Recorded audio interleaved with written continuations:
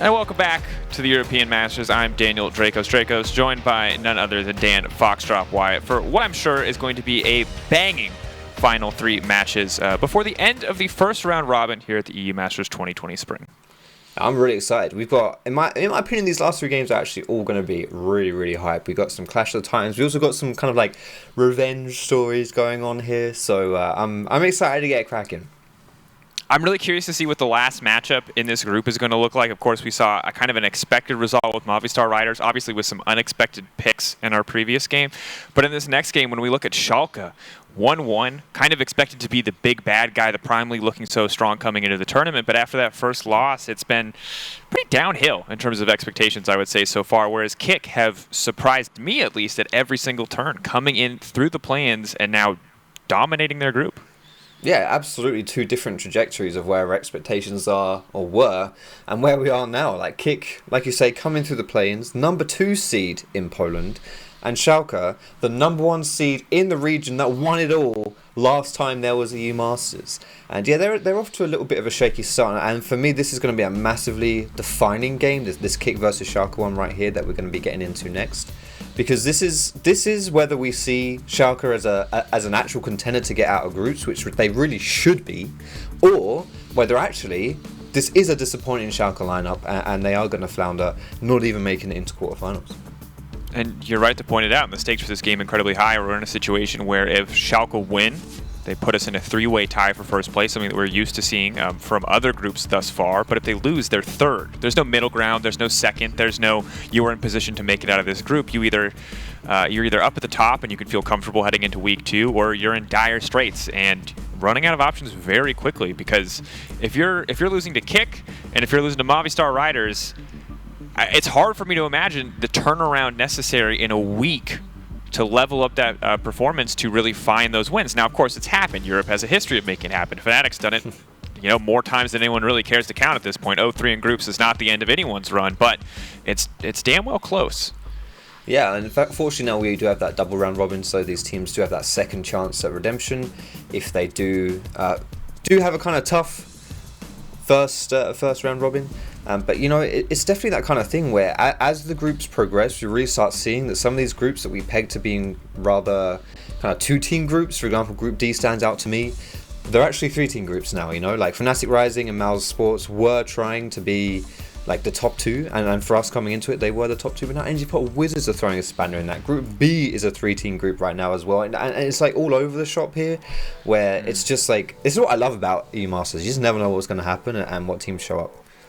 And when you're only playing 6 games, a single game means so much. So for Rogue, they're still probably kicking themselves about yesterday because LDLC, while I expected them to be a contender in this group, the first 2 games they played did not make it look that way. They were kind of handed a win on a silver platter due to some tragic individual errors on the side of Rogue, and as a result, they are now in that contender position. And all it takes is one more win for them to be tying up the top of the standings, or better, locked in for first, and that's huge. Yeah, and we'll be seeing LDLC play later today. They're going to be our last game of the day. I like the way you phrased that. Some individual errors, some unfortunate circumstances. Some tragic. We'll get to go into more detail as the game, continues. Let's just say that, look, sometimes you want to go in, and I respect that. It's just not always the right choice. And I think that some players have had to learn that the hard way, is that sometimes, you feel like you're setting up for that frag movie montage. You're playing Valorant. You're like, I'm going to clutch this. This is my moment. This time, it's my time to shine. And you turn the corner and you get, one tapped. That's just life, Foxtrot. Man. You can hype yourself up. You can play the music. You can get your montage going in the background, whatever anime anthem gets you pumped. And sometimes they're just gonna outplay you, or it's just going to be the wrong choice. You know what they say, when you get one tapped, then you sit that one out, and then you go next. You buy up next round, and you eco rush, and see what happens. That's all you can do, really. I like it. We'll keep our eyes. Gamers Origin. This is lies. This is Schalke. We've been deceived.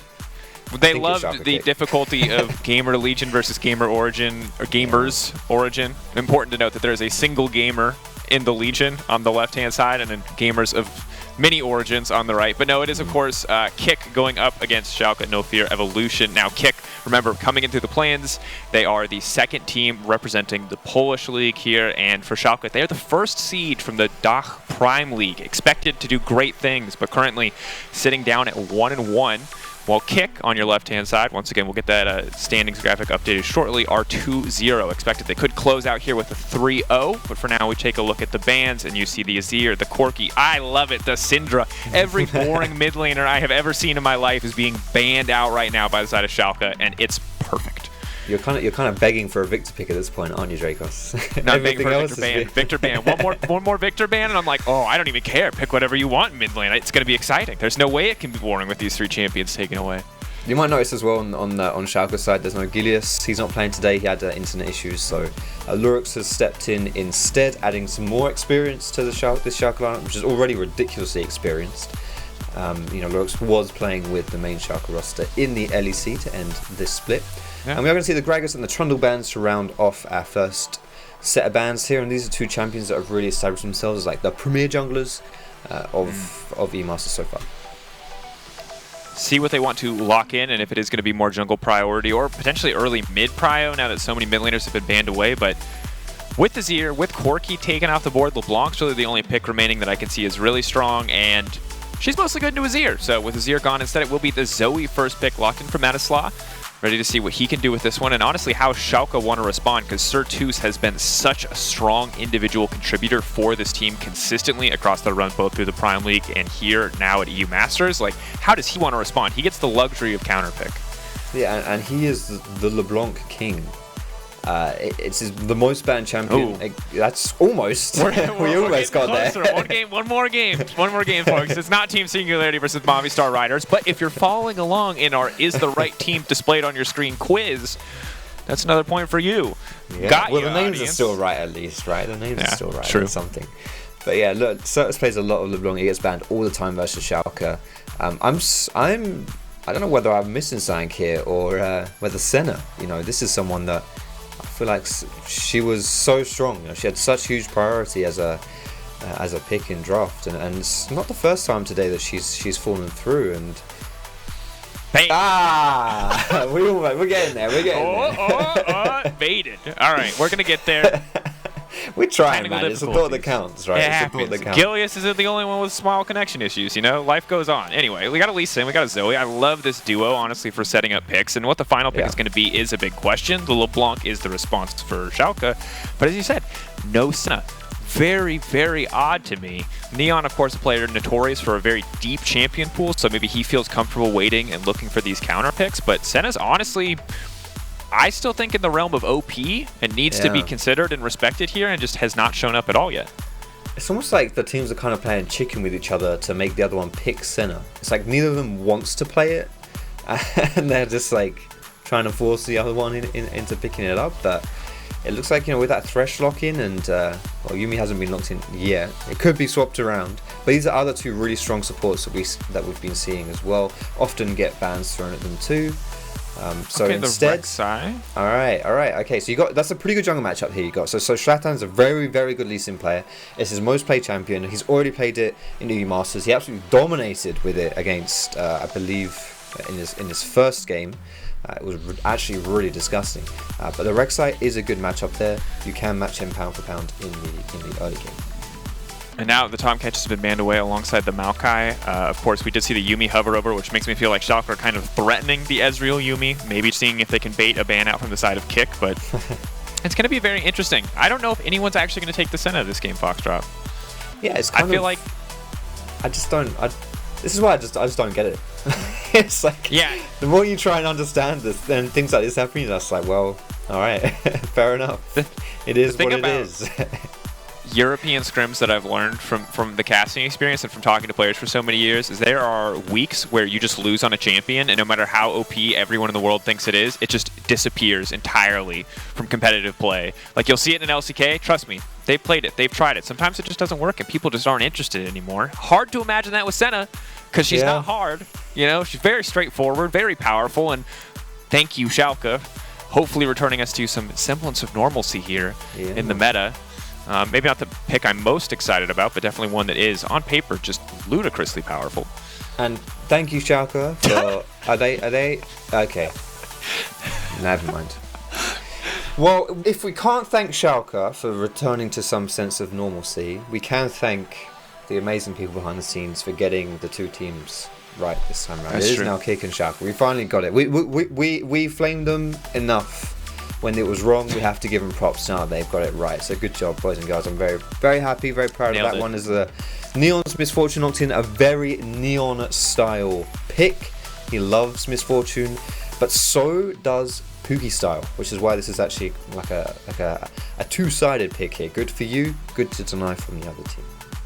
Ooh, and I love Varus. I like the flexibility that it brings to the table. Can be the poke Varus, can be the more on-hit attack speed focused. And see what NukesAlot wants to grab. Braum would be a very, very defensive option here, but instead the Nautilus, yes, Foxtrot. We got LeBlanc versus Zoe in the mid lane. There are aggressive supports on the bottom side of the map. Both the junglers are very strong in the early game, and everywhere but top lane feels like it is set up for some explosive early plays. I couldn't have said it better myself. That is it. Like, you can literally go anywhere on the map in this game, and you can look to make stuff happen. So not only are they like aggressive setup champions in this game, but there's also vulnerable carries like Misfortune and Varus who aren't the best at not getting camped, right? So the first 15 minutes of this game is going to be a bloodbath. I really hope it is, at least. It really should be.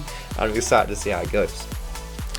We could still find a way to handshake on scaling. It's happened a lot here at the old EU Masters. We'll see if these teams can buck the trend. It's K1ck Neosurf versus Schalke No Fear Evolution. First seed from the Prime League versus the second seed from the Ultra Liga coming out of Poland. Can K1ck move up higher into this group and get the 3-0 start? Kind of the big question on my mind, and I imagine every Polish fan's mind, because the Prime League were the favorites. They were the ones expected to come in, kick ass, take names. We saw a little bit of that from Mouse. We've seen a little bit of it from Gamer Legion, and now have to wonder if Schalke can keep up here, as they're the team that's really been suffering. Yeah, and they're the number 1 seed, so it's kind of funny that they're the ones lagging behind when the number 2 and the number 3 have been getting off to roaring starts so far in E-Masters. And as you mentioned, Ultra Liga, holy moly, these guys are just... There's so much talent that comes out of this region. Like, Polish players, like, what is it in the Polish water? Or is it in the milk? Is it in the cereal? Is it the bread? I don't really know where it is, but something's happening that just produces ridiculous talented League of Legends players, especially in the jungle. Shlatan, ridiculous. Tabasco, he won today as well in EU Masters. Jankos in the LEC. In Inspired, you've got Selfmade. Like, what's up with that? That is not fair. You are hoarding talent. That's not fair. I mean, I feel like if you throw a rock, you're just going to hit a Polish jungler. There's so many incredibly talented names, so many incredibly talented players that can bust this out. Shlatan is no exception to that. As you said already, his incredible lead frame performance that we saw earlier in the tournament. See if he can double down here today against Schalke No Fear, because he is Rek'Sai versus Lee Sin in a very explosive early game. Already a hook going to connect the Flay, going backwards on certain NukesAlot, but still the trade will continue. Small advantage to the side of Schalke. Yeah, just really, really tiny blow for blow there. I mean, I said the first 15 minutes are going to be a bit bloodthirsty, right? And we wanted that early aggression. How's early aggression than a literal level 1 hook into hook? Just trading a little bit of health, blowing those potions early. It looks for a little bit more of like a wider gap to make these aggressive plays when you've got less sustain right from the get-go. Yeah. Of course, I love just anytime you see Varus, the luxury of going Corrupting Potion here in the early game. You get to spam so much. It lets you, outside of it, really, really extended laning phases, it's usually a positive net benefit in terms of raw sustain. And you can see also just that little bit of extra damage making the poke that much more insufferable.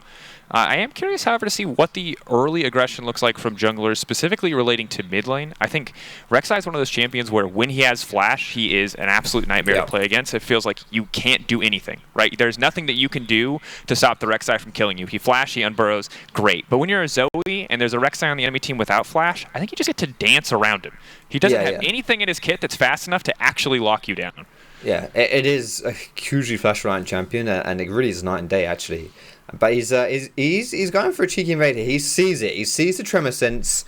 He's going on a Shlatan. Oh, knock up. Shlatan definitely not going to be happy about this one. Just going to try to kick and dash away. Lurox with no way to follow. But right as we say that, bot lane now getting a little bit more explosive. Puki style, of course. A bit more damage here.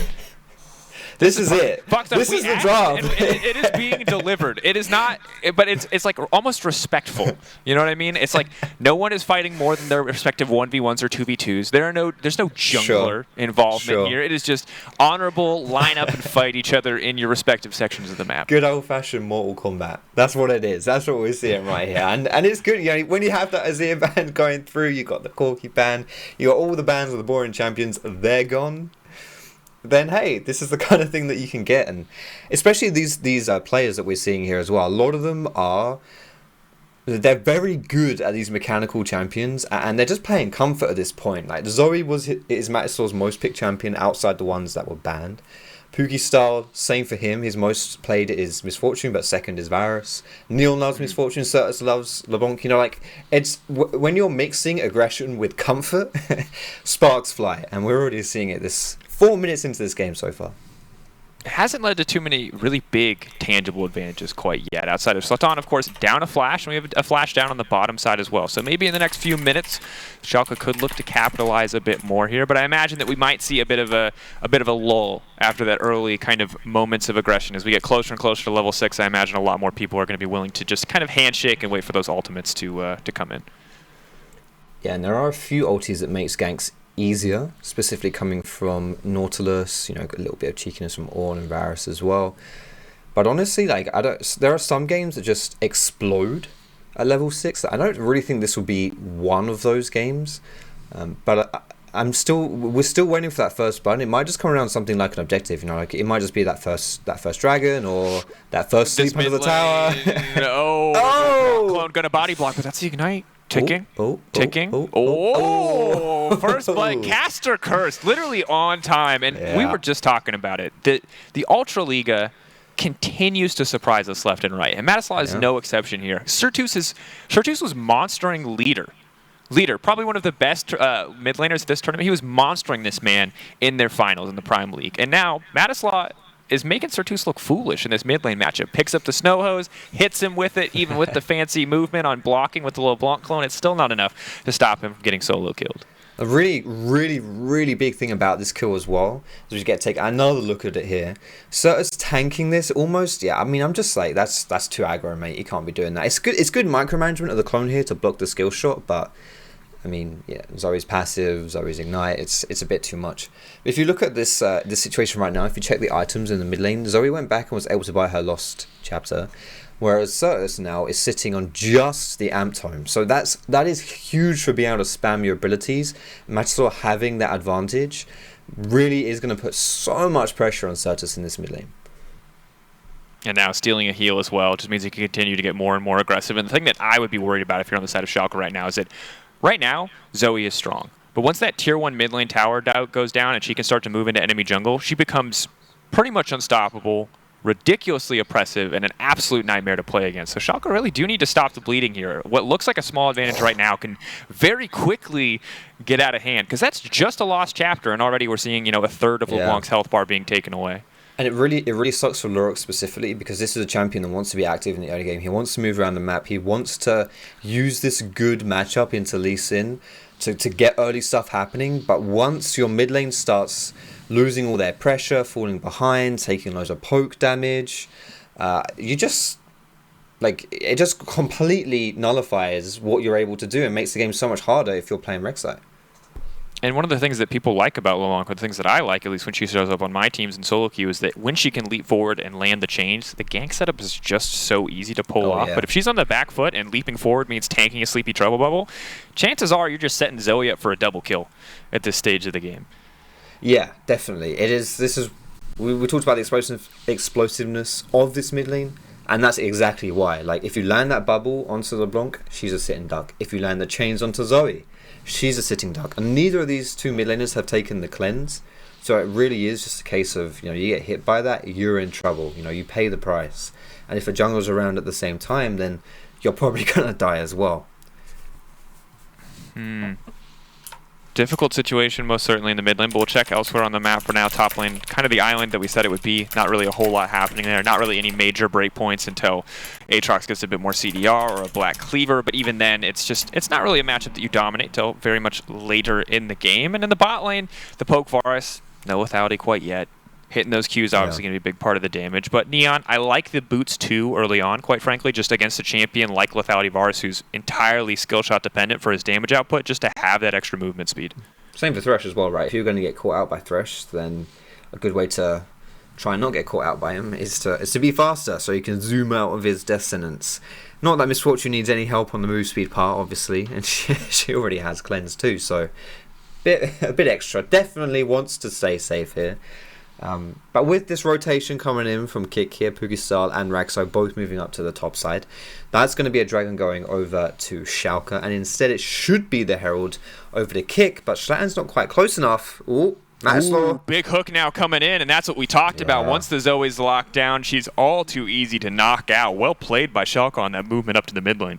That actually might be real, yeah, that sucks. That really, really sucks. That's terrible timing for K1ck there, because you were looking to trade objectives here. You're looking to go Herald for Dragon. And like, you were okay with that. You were happy with that. That's cool. That's the game plan. But then when your mid laner dies, wait, we can't do this anymore. You know, like, it felt like they were a little bit out of coordination, out of sync there. And Schalke seem to be setting up a gank in this bot lane too. Ivo might be in trouble as well. Here we go. Lurox, of course, has the flash. Can't Fitch for the knockup, is waiting. Throws out the smite, the flash forward, the knockup. Now the Ornn ult coming out as well. Remember, there was the Rek'Sai ult coming in too, and that's going to be more than enough. Sleeping, grabbing that one. And Schalke, just like that. They look like they were just bleeding out in this early game, but 2 back-to-back plays to make those kills happen. And in a thunderous boom, we hear the death of Ice Beasto as we get to see a Fog of Ward Dragone here. I think this is how we're going to see a Matislaw go down. So they know that this dragon is happening, but we said it. You said it, I then followed up and said it as well, because, you know, I said it last, therefore I'm the one who made the point and I get credit for it. That's but fine. You land that chain. You said it first, then I said it, then you said it, that's it. You land that chain and bam! That's it. You know, Zoe's in trouble and really follow up, she's dead. And frankly, you gotta say a little bit of disrespect from K1ck. You have Aatrox pushing hard on the bottom lane after seeing the dragon is gone, just assuming that everyone is back, that everyone is reset.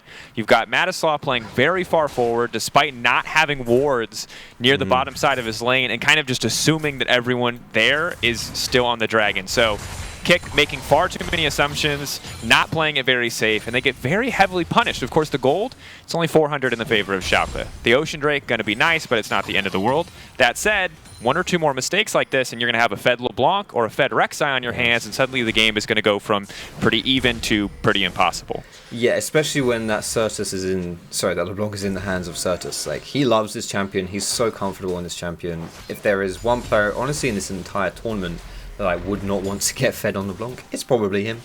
Unless I was on his team, then absolutely feed him away. I'd be very happy to see that feed one. Him. I'm very, Get very Lurox satisfied. in that lane one more time. That flash is Sertuss' 3rd summoner spell. Lurox needs to be flash unburrowing at every opportunity. For now, though, Schalke just roaming around the map, hunting down, trying to find these picks, but taking a lot of poke in the face as they push back into the bottom lane, and Raxxo is going to get spotted out by the ward there. Won't be able to set up anything tricky. K1ck seem ready to respond. Ooh. Moving very quickly around the map, but have to be careful. Sertuss, level 9 LeBlanc coming in. Chains are going to connect. Sertuss looking for the second chain. Rek'Sai now on the way in. Going to get that down, but now trying to find the response from Zoe. Is going to be able to get it back onto Sertuss, killing LeBlanc before the distortion lands. Now the backstep, but it's too little too late. Lurox going to get hicked up. Raxxo now with the entire team. Puki style, that's not where you want to be, but still free firing back. The hail of arrows going to get the return kill. I love that. I love the way that all started. I don't know what kind of music Shlatan listens to, but I can probably guess he's not a fan of 2 Chainz. Absolute wrecked there by Sertuss. Like, this is it when you're comfortable on a champion and you see the opportunities like that. They just bam. You know, it's almost like you have to give extra respect to people who are. I mean, I don't know actually. This isn't really Sertuss, is it? This is Shlatan. Like, Shlatan, mate, what are you doing, bro? That's too far forward. You can't be sitting there. And there he is. LeBlanc's such a good champion for catching people, and very strong with jungle duo as well. Yeah.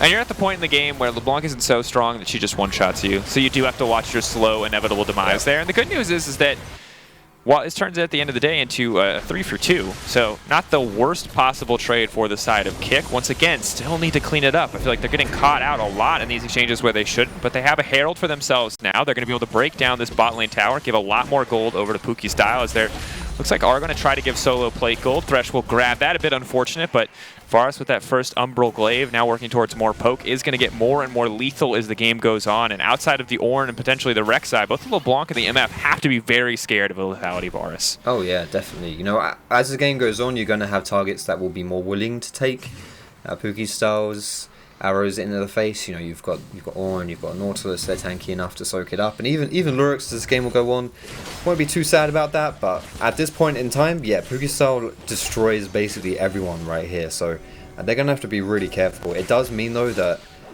like, keep your eye on this Ornn, as much as it kind of pains me to say that, and I know you don't want to be watching Ornn, Jacos, I know you don't, but I'm just saying, he's not gonna die very easily. You know, he's gonna be really hard to kill as these games go on in these team fights.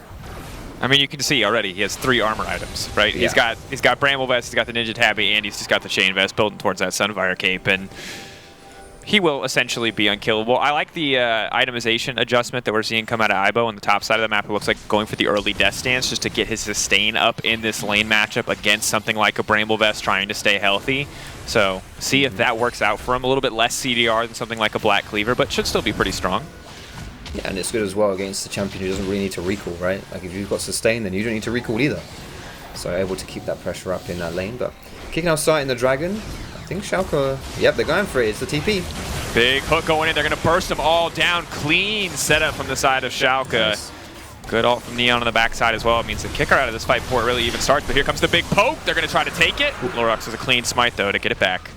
Alright, 2 dragons taken, and now we get to see what the soul will be, an Inferno. Okay, so Schalke are happy about that one. As if this bloodthirsty game couldn't get more bloodthirsty. We've got the me fight, me fiery soul coming down here as well. So you have to keep that timer on your radar here, because every 5 minutes when this Infernal spawns, if you get this soul, it's so huge for both of these comps that I can't imagine Schalke is going to be trying to play around much else than the dragons at this point. And K1ck as well. If you fall into a position where you're unable to contest these dragons at this point, then you're going to be pretty sad, you know. So that could be a very scary development for the Polish squad.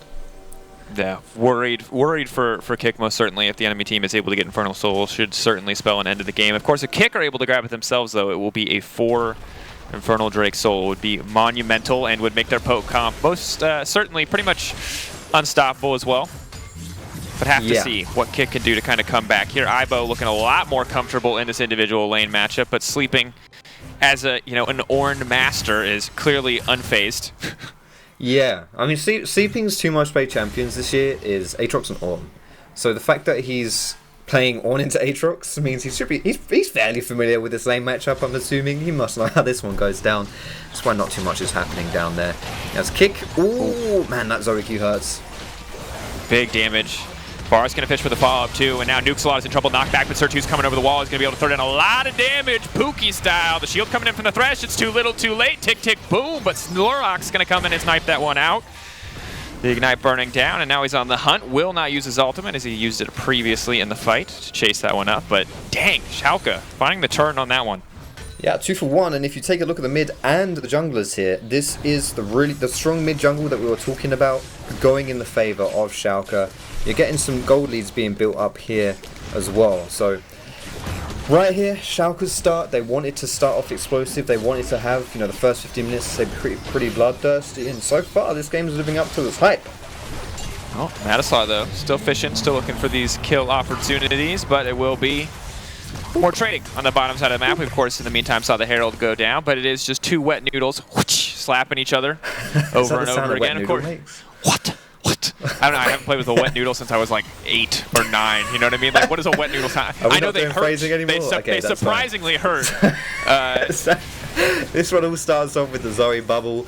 I'm thinking this is the Zoe heaven right here. No one wants to tank Zoe's skills right now because she's doing too much and no one's tanky enough. But then you forget just how much damage Schalke has on the return too.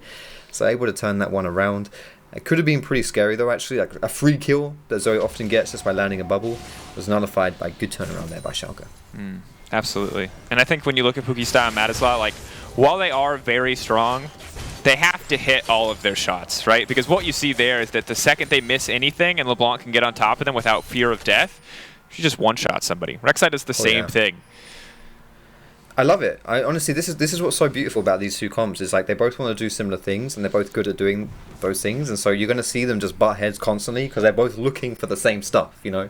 And that always makes it really exciting when those two things happen to be like picks and fights and like early aggression and stuff like that.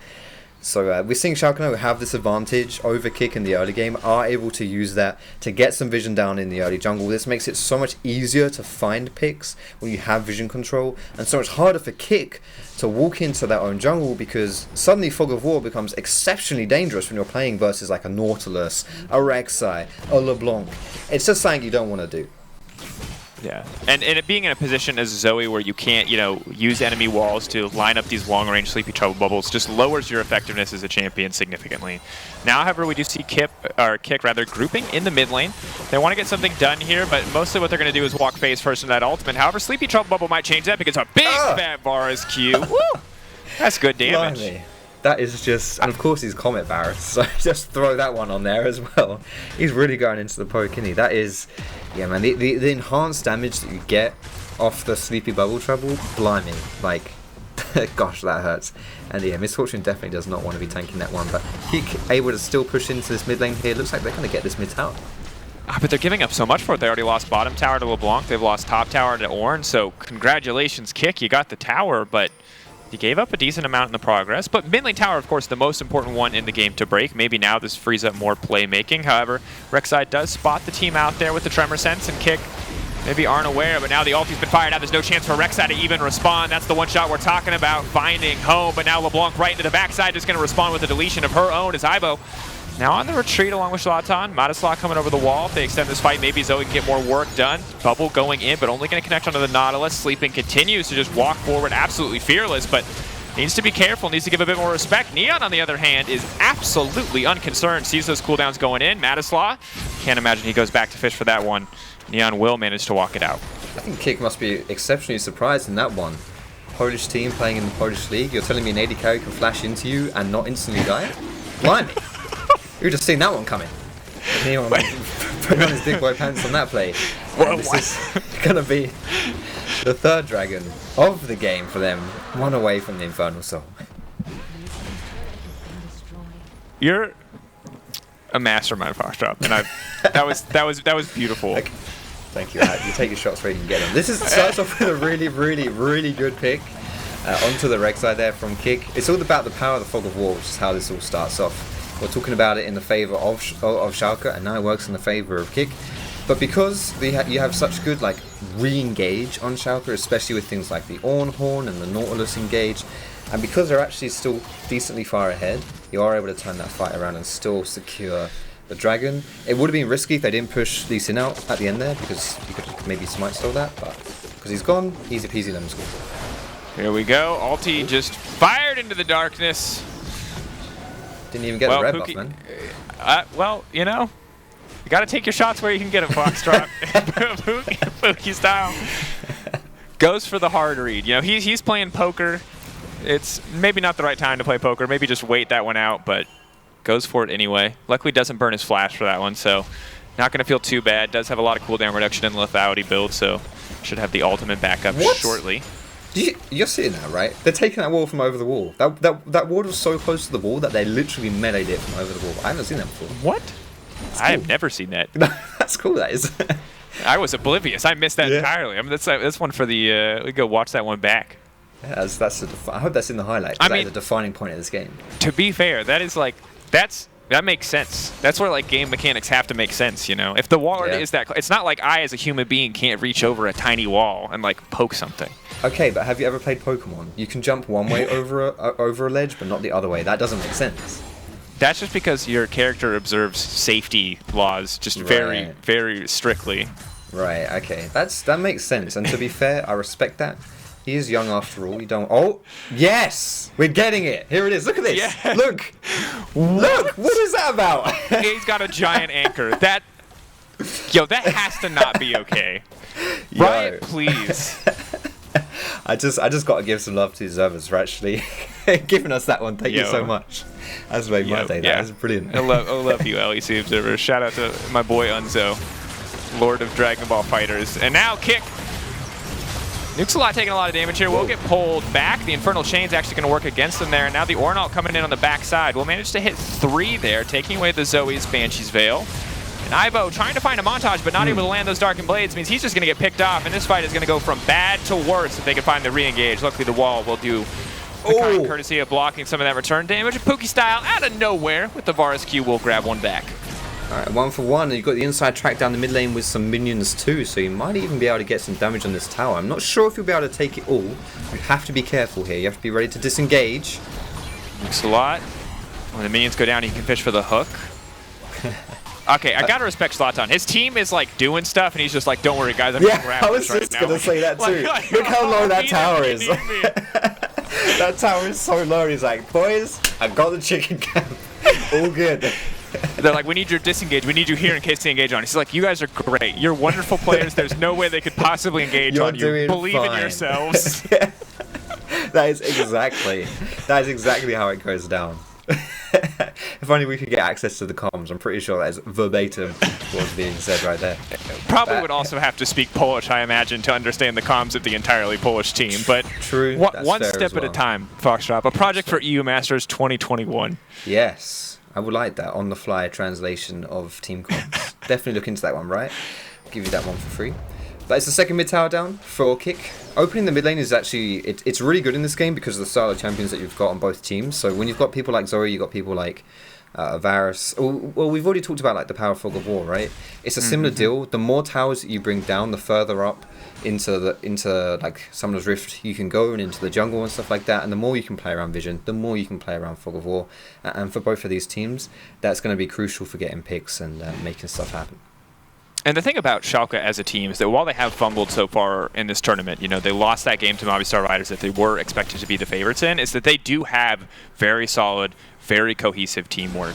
And in this situation, it's not going to matter because those picks, that vision, proven to be a big problem. The Varus ulti now coming out. They're chasing down Neon. Raxxo playing like a man possessed, flashing in. If no one else is going to kill the MF, he's going to do it himself. And he finds that one, and now the picks are coming in left and right. And just as I praise Schalke, they make a mistake. They overstep. They do not respect the power of Fog of War. Now Sertuss just has to run for the hills, but K1ck potentially staying too long on this chase. We'll just shift their attention down to the Infernal Jade. They're going to be able to grab this one uncontested and deny Schalke the Infernal Soul. Yeah, this was an important thing here as well. Like, I do wonder whether Sertuss could have maybe kited and ran towards the Baron area to make them chase him upwards, because then maybe Schalke could have snuck away the dragon there, but that's really important that K1ck actually do prioritize the dragon instead of just turning over to the Baron, because there was a chance, you know, you could have maybe turned onto the Baron. Like, you do have a pretty good Baron taking team, but you don't want to trade it for an Infernal Soul. Like, that's just absolutely not worth. So instead, they have put this timer for the Infernal Soul a little bit later. Ooh, Sertuss though. Sneaky, sneaky. Double Banshee's Veil though, so it's kind of about what spells you want to burn. I think this is worse for Zoe than it is for LeBlanc. Okay. Slack. Okay. I liked the zoom in. We're getting intense. Let's go. 3, 2, 1. Sha-sha-sha! Nope. No, that's... I feel like you got to lead with the chain, or you're not going to hit the chain. Oh, that's what I was going to say. Goes over the wall. We're on the same page, Foxtrot. Shlatan is in the grave and taken out. And just like that, suddenly, K1ck coming right back into this game. That's NukesAlot been locked up and taken down. And you wanted LeBlanc to walk to the Baron to bait K1ck into starting that one. Well, it seems like everything's going as planned, Foxtrot, because now K1ck are set up to take this Baron. If they can just keep Lurox away for the pit. Asterisk. Yeah, right. So your jungler is dead and their jungler is alive. And I don't think you want to risk that one at this point. It's still relatively early on into the game, so... Wait, but Lurox just smited. They could... Oh, no, he's got a second charge. He has a second charge. He's fine. He's fine. Yeah, I think it's just one of those, you know, if this was maybe like a 40-minute game, maybe even like 10 minutes later on, you'd probably turn onto the Baron there. But at this point, you're doing good, right? You've clawed your way back into the game. You're actually probably in the advantage now. And the worst thing you can do is just to throw it all away instantly by going for a dodgy Baron call. So got to play a little bit more patiently on that one. Don't want to throw it away. We've seen too many teams do that in the past. Yeah, and of course it's important to note as well that they don't really have a ton of sustained damage on this K1ck lineup. It is a lot of burst from the Varus and the Zoe. You have an okay amount from the Aatrox and the Lee Sin, but it's not a Kai'Sa, it's not a Cassio, it's not even an Aphelios or an on-hit Varus. It's not a champion that shreds the Baron on this team very quickly. So do have to be careful, do have to be respectful, and it's important to remember, like, as much fun as we're having with this game, just kind of joking around, this is like pretty high stakes for K1ck to move up 3-0 as the play-ins team, as the 4th seed in this group, expected just by all means to be kind of one of the lowest contenders when you look at on paper what a 4th seed should mean. And for Schalke, I think redemption, because this is so far not the level of dominance that we've expected from this team whatsoever. Right, if you're kind of a favourite going into EU Masters and you finish the first round robin 1 and 2, that's poor. You know, like the expectations here are that this Schalke might even like sweep this group, you know, coming into it. And definitely not off to the start that they wanted. Obviously they can still win this game, and I think it's really important for them because K1ck have definitely shown that they're no slouches. And maybe they had, like, Schalke can say you had a slow start. It was literally the first game of the entire tourney was against Movistar Riders, so you were still warming up or whatever. But now that you're actually facing another good team, you actually now have to say, okay, you can't use that excuse anymore. You're not warming up anymore. You've warmed up. Just how good are you as a team? Absolutely. And I think that's a lot of pressure to play under. And it's interesting because I think the relative skill gaps between regions in EU Masters feel like they shift all the time, right? And I think like continuously we see the Superliga in Poland just be a bit of a wild card in my eyes, where you never know what level of performance you're going to get, and K1ck are popping off this tournament, and they look so good. But I didn't expect that same kind of wild card capacity from the Prime League, especially from a team like Schalke, that when I watched their regular season, they looked so consistent, right? And what they did and how they executed. So to see them stumble here is truly surprising. But now, the Baron's being taken. They're going to ult over the wall. It's not quite enough to get it, but they might just cost them all of their lives as that fantastic Ornn ult comes out from sleeping. Aibo now going to do what he can to survive in this pit. Puki Style going to be the one to try to survive, but the shutdown on his Zoe is going to be a big deal. Puki Style now running for the hills. LeBlanc looking for the chase. He's going to have one arrow. He has to charge and he has to hit it. Big damage, but that's a sidestep. Neon now slowed. Strut reactivated for the extra movement speed. Ooh, make it rain now coming in. 1 and 2. That's the shutdown. That's the ace. Man, that's ugly right there. It was a pretty good Baron call, but you're just a little bit too slow. As you mentioned before, like Varus is a great Baron taker, but he's gone for that full lethality build, which means he doesn't have the on hit, and the on hit's really where it's at if you want to be melting down that Baron. So even champions like Zoe, you know, they're not high DPS champions. They're burst champions, which isn't good when you're taking away something with loads of health like the Baron. And oh man, that's just... That's it. You get Baron, but that sucks. Like, that really sucks. And Schalke now are really... They're totally happy with that, and Dragon is spawning, and yeah. That's also Infernal Soul. Oh god, that's just hideous. That is ugly. Literally the only thing K1ck got there was gold for the Baron. And for that 1,500 gold, they're going to give up an Infernal Soul. And 5 people. Which is also 1,500 gold. Yeah, which is also 1,500 gold. So, I would say definitively that was the worst deal in the history of deals. And that we just witnessed K1ck throw it away. And I'm sad now that I spent time building up this big story about expectations for Schalke, because this isn't Schalke showing us their level of consistency. This is Schalke obliterating K1ck for, honestly, kind of blatantly disrespectful play. Like, this was a really bad choice. This was not a good idea on paper, and K1ck made it anyway. Yeah, I think because Schalke was so far away when they started the Baron that they thought maybe like they just had time to just burn it down, but they really didn't have the damage there for it. It wasn't dying as fast as they thought. So yeah, that's not a... Obviously this isn't a good play. This is bad. This has now put Schalke clearly and firmly in the driving seat here. Not only have you got the kill advantage, but as you mentioned, to that Infernal Soul too, on quite some Infernal Soul loving champions as well. So K1ck, you're in trouble, guys. You're in trouble. Of course, still opportunities to rally, but with Sertuss at 7-2-4 on this LeBlanc, finishing the death cap, double flat pen items completed as well. Yeah. Just about no one on the enemy team can survive up against this champion, because there's just actually not any magic resistance outside of Zoe's Banshee's Veil. You do have the spell shield for the Varus, which will help a little bit, but no one else is building any kind of MR. So it's going to be a field day for LeBlanc. Oh, Aibo, you're so tanky, but not really that much against the Infernal Chains LeBlanc. Yeah, there's like dribs and drabs of magic resist, but really nothing to write home about. So that is kind of troubling. And the thing is, like, you can't even really itemize into MR. Like, you don't want to, because then what happens about Neon? What do you do about Neon? What do you do about Lurox? Like, they're still threats, you know, and it's not worth just hammering home some magic resist for LeBlanc. It's, you know, the optimal strategy is just don't get LeBlanc disfed. It's too late for that now, but I don't think this LeBlanc's going to be worrying too much about magic resist in the future either. So she's going to be very happy with that one. And I guess even more concerning is the Elder becomes a potential. Now, Elder, the good news for K1ck is that as much as it sucks to lose the soul, you know, and how important that soul is that the Elder buff in general is just ludicrously powerful for a poke composition. When it's always slightly behind, so she can only, you know, 100 to 20% you instead of 100 to 0. Well, the Elder Dragon does a very nice job of making up the difference there and putting Matislaw back into the one-shot range of infuriating champions to play against. Absolutely, but you're also thinking now Ornn's playing into it. And we haven't even really talked about Ornn this much because he's probably the least exciting part of this game. But look how many Forge items are coming through here: Infinity Edge, Death Cap, Cleaver, 2 of his own. It's like okay, that's terrifying, and you're already with a pretty significant advantage. You've got the Infernal Dragon, which just adds like oomph to your punches as well, and now you're getting free stats from items. Like, ouch, that's really scary. Got to lock it to mitigate some of the poke. Yeah. See what the final items are going to be here if he keeps that Bramble Vest or if he wants to go for something different. We've seen a lot more supportive Ornn itemization as games go on. And now we've got the flank coming in from Sertuss, but Sleepy Trouble will connect onto Rek'Sai and put buffer on the tunnel. Does take him out to safety. And NukesAlot continue to fish for these hooks. They've used the Varus ultimate, but now LeBlanc is collapsing. And oh my god, that damage. Only hitting one ability and taking most of the health there. The Ignite going down as well. Ibo. Buying space for the rest of the team, but Schalke maybe burning a few too many cooldowns here. Just fishing for that one. If they had found a kill, though, it may have just spelled an open inhibitor. Instead, they're now perfectly set up around this Baron area with all that vision laid down, and it'll still be up when that Baron spawns in 2 minutes. Or 1 minute. Yeah, 1 minute.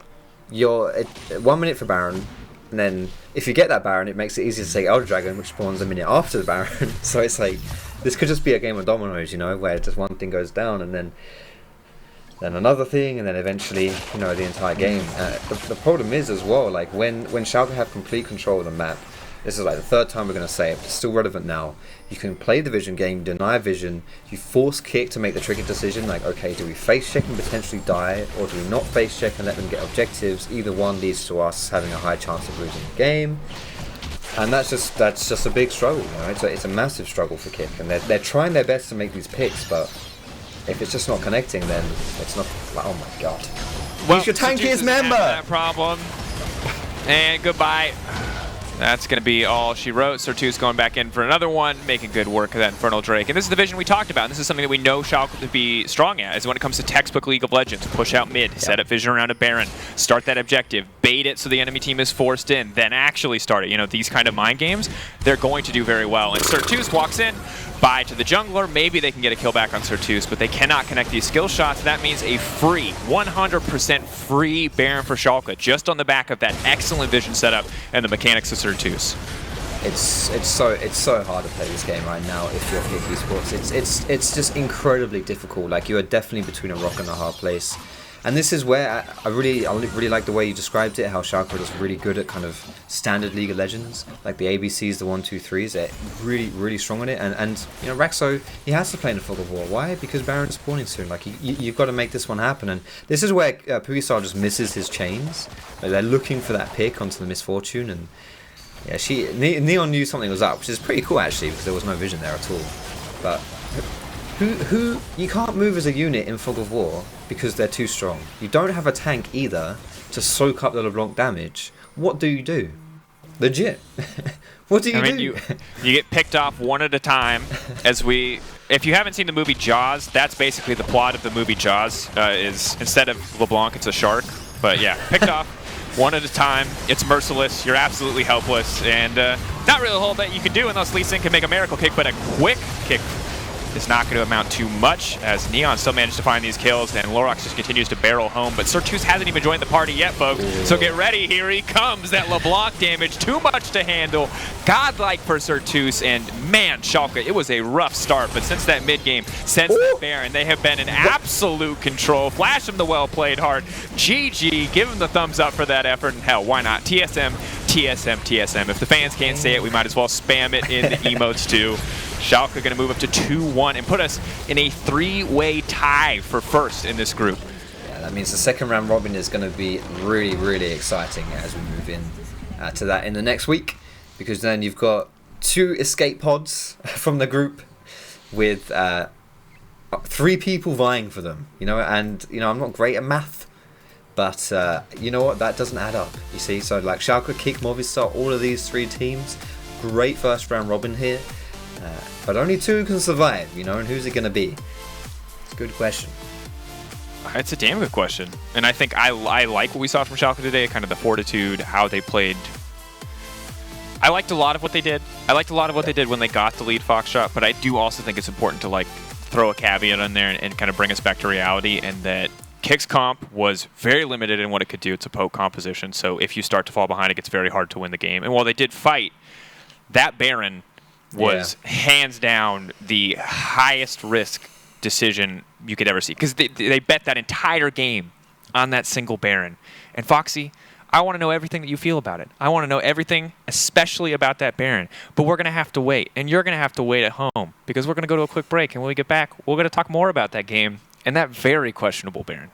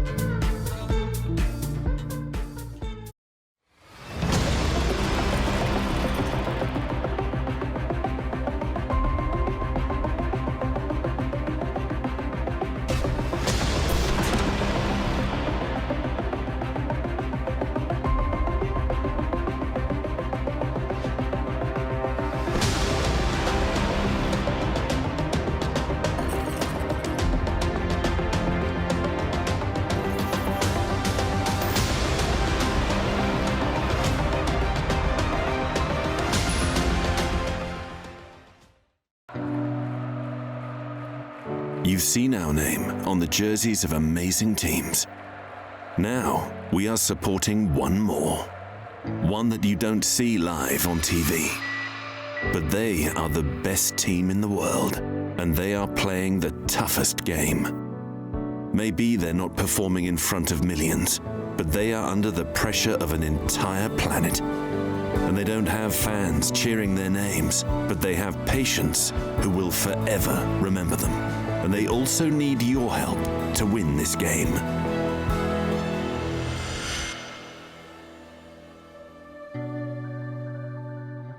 Stay home like a pro.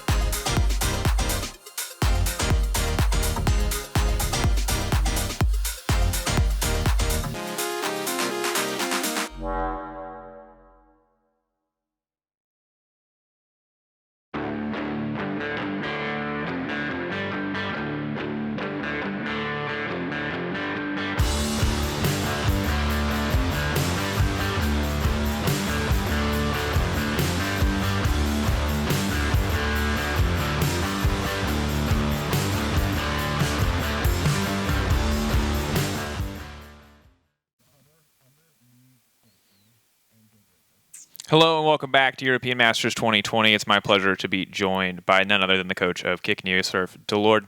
Now, I just want to start off right off the bat. First off, welcome. But after the welcome, I got to know, talk to me about what went wrong for you guys in that game, because it felt like it started so good for the team overall.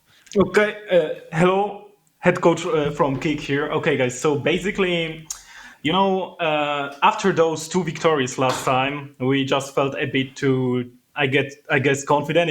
We, instead of playing scrims, we played some Valorant scrim. And it didn't go well. So I guess we're gonna back to League of Legends. So next week, expect us playing way better.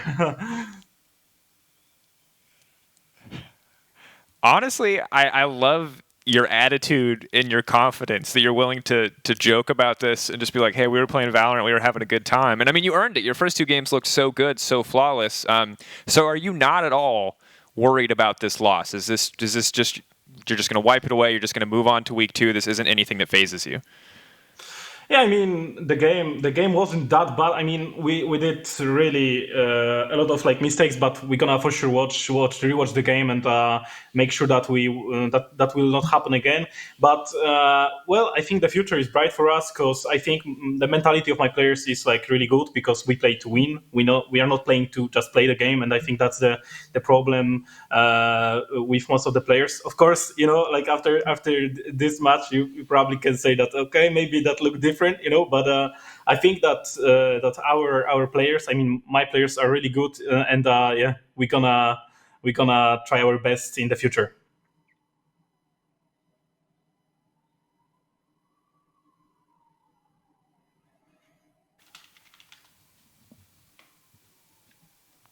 Oh, sorry. Looks like my internet cut out there for a second, or perhaps yours. It seems like it might be mine, as we've been having some connection troubles anyway. So,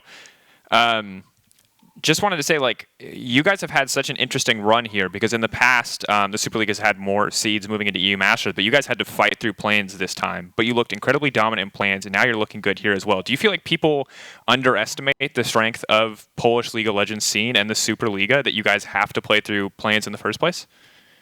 I mean, to be completely fair, our league failed at EU Masters for some time, so I'm the type of guy who is not gonna say our league is the best in the world. You know what I mean? We just have to earn it, by our hands and by our plays. And I just don't want to say that our league is really good. Our league is fine. We've got some really good players came from Ultraliga, but we need to step up really to be called one of the best in Europe. So yeah, I'm not Ultraliga is the best. We are kind of fine. But obviously, the EU Masters is a really great event for every single European player who wants to be bigger than only regional leagues. So players. So yeah, that's it.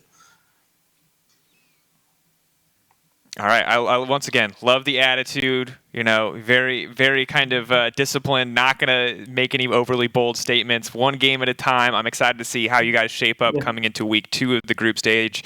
Sorry you didn't find the win, but congrats on finishing the week 2-1. Now, when we come back, of course, it's sadly not going to be more K1ck Esports. You're going to have to wait for week 2 to get that one. It will be the final group of the week to close out, as we get to see yet another Polish team fight for their life here in the tournament. We're going to have to see who comes out on top when we return.